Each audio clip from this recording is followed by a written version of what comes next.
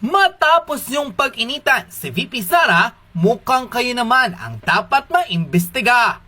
Hindi na nga raw ba natutulog ang karma sa mga ganit na politiko sa bansa dahil matapos gipitin ang Vice President na si Sara Duterte patungkol sa paggastos nito ng 125 million confidential fund. Mukhang lintik nga lang raw ang walang ganti sa opisina ni President Bongbong Marcos dahil mismong ang Commission on Audit ang di umano'y nang laglag sa kanila at opisyal na inilabas sa publiko kung gaano nilistay ng opisina ng Pangulo ang bilyones na pera ng kaban ng bayan.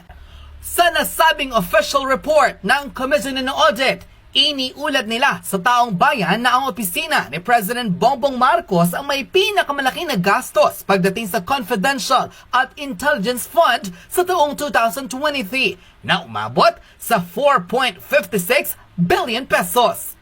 Ito ang nakakalulang presyo o halaga ng pera ng taong bayan na tila dapat raw imbestigahan dahil hindi raw nila alam kung saan napupunta ang kaban ng bayan. Ayon sa official report na inilabas ng Abante tonight, Office of the President gumastos ng higit sa 2 billion pesos confidential funds noong 2023. Gumastos ng mahigit sa 2.2 billion confidential fund noong 2023 ang Office of the President na katulad ng halaga noong nakarang taon ayon sa Commission on Audit.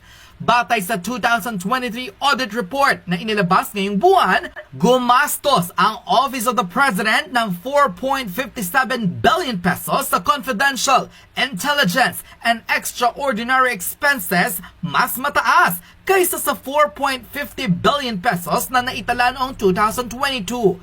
Sa halagang ito, 2.2 billion ang ginamit para sa confidential expenses at 2.3 billion pesos naman para sa intelligence at mahigit sa 10 million pesos para sa extraordinary and miscellaneous expenses. Ayon sa COA, ang confidential funds sa ilalim ng Office of the President ay ginagamit para sa mga gastusin na may kaugnayan sa surveillance activities in civilian government agencies intended to support the mandate or operations. Nauna nang iniulat ng COA ang 375 million pesos confidential expenses ng Office of the Vice President noong 2023. Unquote. Ayon sa mas malinaw na report na inilabas ng Commission on Audit, naglustay ang opisina ng Pangulo ng mahigit sa 2.2 billion pesos pagdating sa confidential fund at 2.3 billion pesos naman pagdating sa intelligence fund sa taong 2023 na may kabuuang gastos na 4.56 billion pesos, di hamak na mas malaki ng 90+% sa nagastos ng Office of the Vice President na mahigit sa 375 million pesos lamang. Ay mismo sa ilang mga mambabatas at ilang mga veteran lawyer, dapat raw ay imbestigahan din ang opisina ng Pangulo dahil higit na mas dapat detalyado ang reports pagdating sa confidential fund at intelligence expenses ng Office of the President dahil hindi milyon ang pinag-uusapan dito, kundi bilyong pisong pondo mula sa kaban ng bayan. Kung talagang tapat at para sa taong bayan ang mga mambabatas, hindi lamang ang opisina ni VP Sara ang kanilang iimbestigahan na kahit pa ang mismong COA ang nagsabi na unqualified report o wala silang nakitang mali sa paggastos ni VP Sara pagdating sa pondong inilaan sa kanya. Ang opisina naman ng Pangulo ay dapat raw daw busisiin ng ilang mga nasa Kongreso dahil para sa kanila, kung totoong naglilingkod sila sa bayan, wala silang sasantuhing imbestigahan, maging ang opisina man ng pinakamatas na opisyales ng pamahalaan. Panoorin ang reaksyon ng taong bayan sa naging official report na inilabas ng Commission on Audit kung saan mahigit kumulang sa 10 billion pesos ang nagastos ng gobyerno pagdating sa confidential fund ng nasabing mga ahensya ng pamahalaan at mahigit sa 46% ng nasabing pondo mula rito ay nilustay raw ng opisina ng Pangulo. 4.56 billion pesos na dapat imbestigahan sa opisina ng Pangulo, dapat raw malaman ng publiko kung saan napunta ang pera ng maraming Pilipino. Panoorin ang full video. Ito ang grabe. Ito ang grabe. Ito ang dapat imbestigahan. Ito ang dapat binubusisi. Ewan ko na lang pag binusisi ito. Hindi kayo magugulat lahat. Basahin natin. Look, confidential and intelligence funds expenses hit 10 billion in 2023 with the Office of the President posting the highest expenses. 2.25 billion confidential funds, 2.31 billion Intel funds, according to COA's 2023 annual financial reports on national government agencies. Grabe, ang laki nito! Diyos ko! OVP, on the other hand, spend 375 million in confidential funds last year, spending more of the secret funds than that of NBI, NICA, NSC, DND, AMLC, and DILG. Grabe, no? Isisingit talaga nila ang Office of the Vice President, no? Hindi ba pwedeng pag magbalita kayo, dapat Office of the President alone lang? Grabe, no? Isisingit talaga nila ang Office of the Vice President. Na Diyos ko, kung titignan mo, grabe, billion ang confidential at intelligence funds ng Office of the President, pero hindi man lang nila binubusisi, hindi man lang nila chine-check, hindi man lang nila tinitignan. Napaka-unfair talaga, mga lods.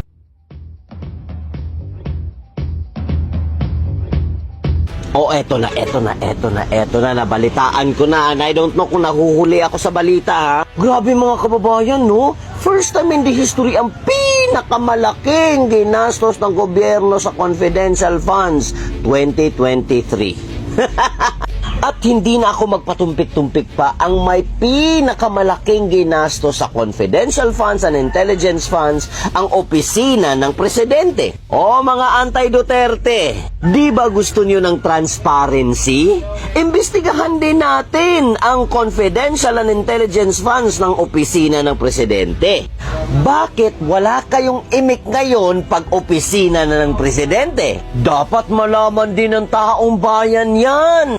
Dapat malaman ng taong bayan kung paano ginasta, kaya dapat imbestigahan. Hindi na mahalaga kung hindi dapat pag-usapan kasi makunat naman talaga kayo sa totoong meaning ng confidential funds. Akala ko ba transparency? Nasaan na? Dapat malaman din natin na taong bayan ang confidential and intelligence funds ng Office of the President kung saan ginastos ng tama at saan din yung binulsa.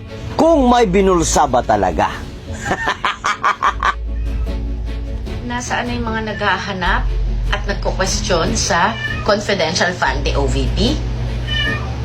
O, bakit hindi nyo tignan ang confidential ng mga departamentong ito at ang mga presyo ng confidential fund na nasa kanila?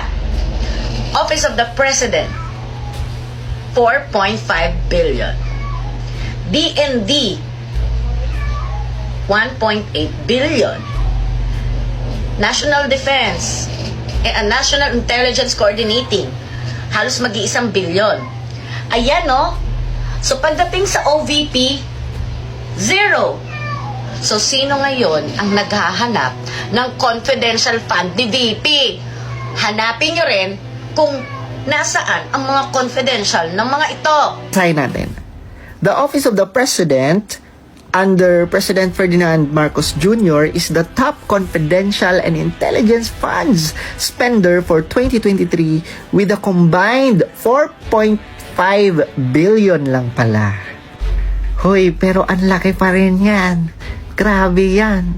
Diba? The Commission on Audit Annual Financial Report said, the Office of the President remained to post the highest amount of confidential expenses, maintaining the same level as last year, the COA said on Monday. Imagine niyo mga lords, no? Ang OP or Office of the President, ang pinakamataas, no? Siya ang number 1 top spender ng confidential and intelligence funds. Diba? Natalo pa niya yung ibang ahensya. The OP spent 2.25 billion and 2.31 billion on confidential and intelligence funds in 2023 according to COA. Grabe! Billion! Pero nagtataka talaga ako mga lods, no? Ito, billion. Yung kay VP Inday Sara, million lang. 125 million lang. Pero pinuputakti nila yun. Malaki daw. Eh ano na lang kaya to? Billion! My God! Parang nababaliktad na ang utak ng iba mga lods, no? Kasi, di ba? Million versus billion? My God! Tapos ito ang nakakatawa. May pagbusisi ba dito? Ha? Mga buwaya, House of Representatives, may hearing ba kayo dito? I-hearing nyo to. Kasi ang laki-laki nito, kailangan tanungin saan din to napunta. Kasi imagine mo, Office of the President, andyan sa kanya ang AFP, andyan sa kanya ang mga police and everything. Para saan pa to? Agoy!